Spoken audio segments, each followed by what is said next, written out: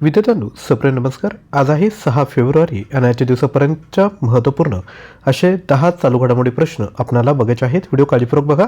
तसेच व्हिडिओच्या शेवटी मी तुम्हाला एक होमवर्क देखील देणार आहे. व्हिडिओला सुरुवात करूया. सर्वात पहिला प्रश्न आहे, कोणत्या देशाचे महान हॉकी खेळाडू मायकेल नॉबल्स यांचे 72व्या वर्षी निधन झाले आहे? ऑप्शन आहेत फ्रान्स, नेदरलँड, ऑस्ट्रेलिया की यापैकी कोणतेही नाही.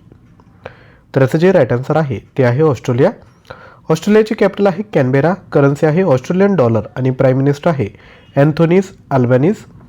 प्रश्न 2, स्पेसएक्सच्या उपक्रमाला टक्कर देण्यासाठी अंतरिक्ष आधारित AI डेटा सेंटर कोण बनवणार आहे? रशिया, चीन, जपान की यापैकी कोणतेही नाही. लक्षात घ्या, जे प्रश्न आहेत त्यांची जर आपल्याला उत्तर येत असेल तर आपण खाली कमेंट देखील करू शकता. याचं योग्य उत्तर आहे चीन. चीनची कॅपिटल आहे बीजिंग. करन्सी आहे रेनबिन्बी. प्रेसिडेंट आहे शी जिनपिंग. यानंतर पुढील प्रश्न, भारतीय तटरक्षक दिवस कधी साजरा केला जातो? 31 जानेवारी, 1 फेब्रुवारी, 30 जानेवारी की यापैकी कोणतेही नाही. तर हा जो दिवस आहे तो 1 फेब्रुवारी रोजी साजरा केला जातो आणि हा जो दिवस आहे तो कितवा? तर 45वा हा दिवस साजरा करण्यात आला आहे.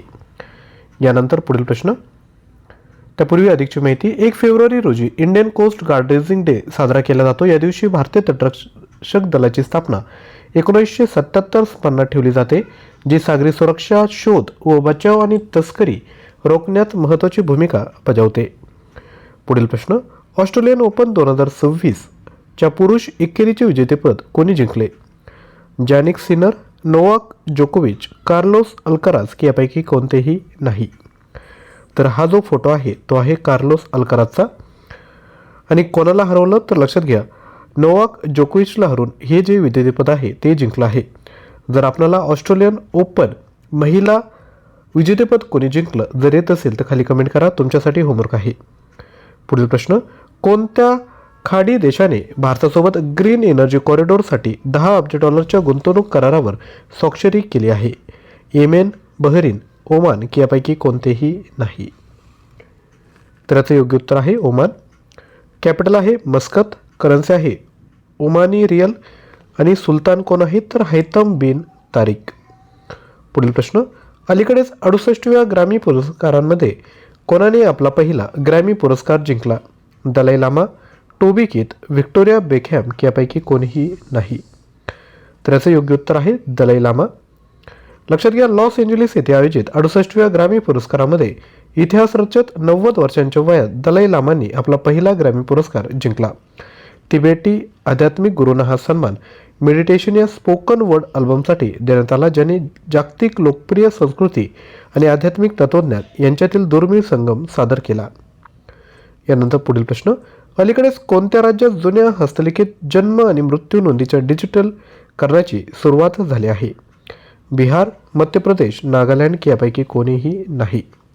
याचं योग्य उत्तर आहे नागालँड आणि हे नागालँडचे मुख्यमंत्री आहेत. नागालँडचे मुख्यमंत्री नेफ्यू रिओ यांनी नागरी नोंदणी आधुनिकी करण्यासाठी जुन्या हस्तलिखित जन्म आणि मृत्यू प्रमाणपत्रांच्या डिजिटल करण्याची सुरुवात केली. या उपक्रमाचा उद्देश माहितीची अचूकता वाढवणे, नागरिकांची पोहोच सुधारणे, सेवा वितरण अधिक प्रभावी करणे आणि पुराव्यावर आधारित सार्वजनिक धोरणात्मक निर्णयांना पाठबळ देणे आहे. नागालँड मॅपमध्ये बघून घ्या, नागालँड आहे या ठिकाणी. नागालँडची स्थापना झाली 1 डिसेंबर 1963ला. राजधानी आहे कोहिमा. मुख्यमंत्री आहे नेफ्यू रिओ. राज्यपाल आहेत अजय कुमार भल्ला. जिल्हे आहेत 12. क्षेत्रफळ आहे 19,579 स्क्वेअर किलोमीटर. विधानसभेच्या 60 जागा आहेत. लोकसभेची 1 आणि राज्यसभेची 1 जागा आहे. पुढील प्रश्न, अलीकडे कुठे आदमपूर विमानतळाचे नाव बदलून श्री गुरु रविदास महाराजजी विमानतळ असे ठेवण्यात आले आहे? ऑप्शन आहेत ओडिसा, पंजाब, महाराष्ट्र की यापैकी कोणतेही नाही. तर याचं जे राईट आन्सर आहे ते आहे पंजाब. लक्षात घ्या, पंजाबच्या विमान वाहतूक नकाशात 2 फेब्रुवारी 2026 रोजी एक महत्त्वपूर्ण आणि प्रतिकात्मक बदल पाहायला मिळाला. पंतप्रधान नरेंद्र मोदी यांनी जालंधर येथील आदमपूर विमानतळाचे नामकरण संत गुरु रविदास यांच्या नावाने केले. तसेच लुधियानाच्या हलवारा विमानतळावर नवीन नागरी टर्मिनलचे उद्घाटन देखील केलं आहे. यानंतर पुढील प्रश्न, अलीकडेच कोठे फ्युचर वॉरफेअर कोर्सचा 3री आवृत्ती सुरू करण्यात आली आहे? लखनौ, नवी दिल्ली, कोलकाता की यापैकी कोणीही नाही. तर याचं जे राईट आन्सर आहे ते आहे नवी दिल्ली. लक्षात घ्या, भारताने भविष्यातील युद्धांसाठी आपल्या लष्करी नेतृत्वाला तयार करण्याची प्रक्रिया औपचारिकरित्या सुरू केली. 2 फेब्रुवारी 2026 रोजी नवी दिल्ली येथे फ्युचर वॉरफोर फोर्सच्या 3ऱ्या आवृत्तीचे उद्घाटन करण्यात आले. या 3 आठवड्यांच्या कार्यक्रमात थलसेना, नौसेना आणि वायुसेनेचे अधिकारी तसेच संरक्षण उद्योगातील तज्ज्ञ सहभागी होत आहेत. पुढील प्रश्न, सर्वेश रंजन यांची कोणत्या बँकेचे नवे चीफ जनरल मॅनेजर म्हणून नियुक्ती झाली आहे? तर आपण स्क्रीनवर बघत आहात. याचं योग्य उत्तर आहे युनियन बँक ऑफ इंडिया. लक्षात घ्या, युनियन बँक ऑफ इंडियाने नेतृत्व स्तरावर एक महत्त्वपूर्ण बदल जाहीर केला आहे. सर्वेश रंजन यांची चीफ जनरल मॅनेजर पदावर पदोन्नती करण्यात आली. ही नियुक्ती भास्कर राव कोरे यांच्या सेवानिवृत्तीनंतर करण्यात आली आहे. तर या पद्धतीने एकूण 10 प्रश्न बघितले. कालच्या व्हिडिओतील प्रश्नांची उजळणी करूयात. अलीकडेच कुठल्या ठिकाणच्या विश्वप्रसिद्ध जिवंत जडपुलांना युनेस्कोचा विश्व वारसा स्थळ दर्जा देण्यात आला? मेघालय. कोणत्या राज्याला एव्हिएशन प्रमोशनसाठी बेस्ट स्टेट अवॉर्ड मिळाला? उत्तराखंड. शहीद दिवस कधी साजरा करण्यात आला? 30 जानेवारी. पोलीस संशोधन आणि विकास ब्युरोच्या 9व्या राष्ट्रीय परिषदेचे आयोजन कोणत्या राज्यात करण्यात आले? आंध्र प्रदेश. कोणत्या देशाच्या शास्त्रज्ञांनी पॅनक्रियाटिक कॅन्सरचा इलाज शोधला आहे? स्पेन. कोणत्या राज्यात रुसोमा संत्रा महोत्सव आयोजित करण्यात आला? नागालँड. 2026 मध्ये 6वा नॅशनल क्रॉप न्यूट्रिशन समिट कोठे आयोजित होणार आहे? मुंबई.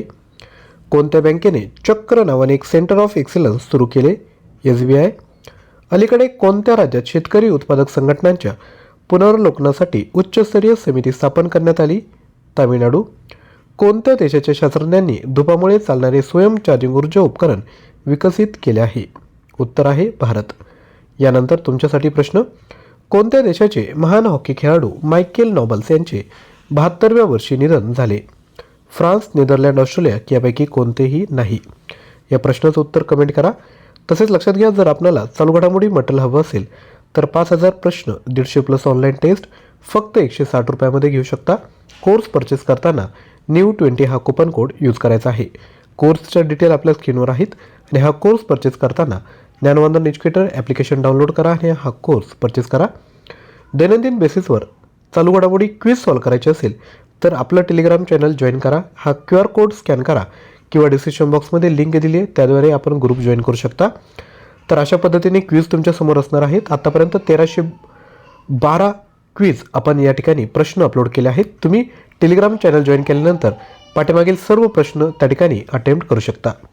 आजचा व्हिडिओ आवडला असेल तर लाईक करून खाली जे हाईप बटन आहे त्यावर क्लिक करा, जेणेकरून यूट्यूब हा व्हिडिओ इतरांपर्यंत पोहोचवेल. आणि दैनंदिन बेसिसवर तुम्हाला नवीन व्हिडिओचे नोटिफिकेशन हवे असेल तर चॅनलला सबस्क्राईब करून शेजारी असणाऱ्या बेल आयकॉनला क्लिक करा, जेणेकरून नवीन व्हिडिओ आला की लगेच नोटिफिकेशन आपल्याला भेटेल. थँक्यू.